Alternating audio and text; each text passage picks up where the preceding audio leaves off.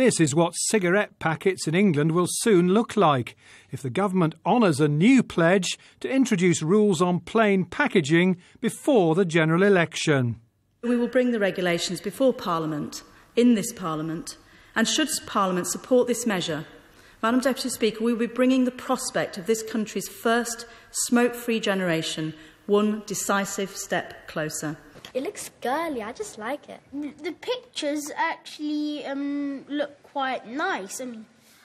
It's all about protecting children, say campaigners. Cancer Research, which produced this video, claims plain packaging of cigarettes stops young children from starting smoking and reduces the number of older smokers. This announcement caught MPs by surprise, coming right at the end of the day's Commons business.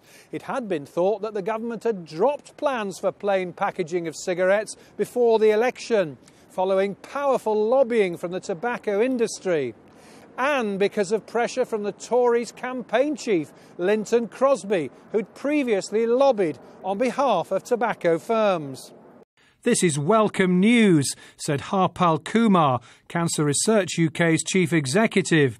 And with such wide public and cross-party political support, it's vital this announcement leads to a vote on standardised packaging as soon as possible, and certainly before the general election.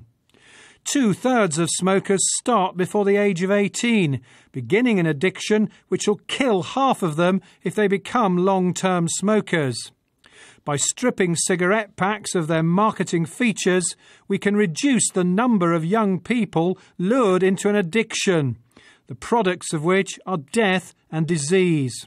There's been many different independent reviews into standardised packaging of tobacco products. It's very important to point to the fact that this is not plain packaging. It has big warnings on it, and it standardises the font in which the name and brand of the packet is outlined. Ultimately, we know that young people and children are attracted to the glitzy packaging of cigarettes. And we know that every year around 200,000 young people will have their first cigarette. Pro-smokers lobby is furious.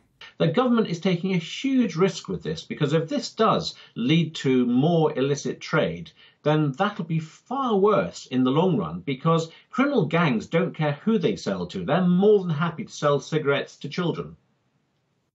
Australia was the first country in the world to introduce plain packaging in December 2012.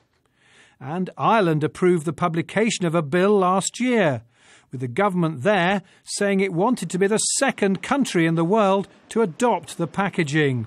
But if plain packaging does get the backing of MPs and peers before the election, England may get there first. The government has also announced that a ban on smoking in cars carrying children, already backed by MPs, will come into force on October the 1st this year. But the smoking lobby and the tobacco industry will not give up on plain packaging without a fight.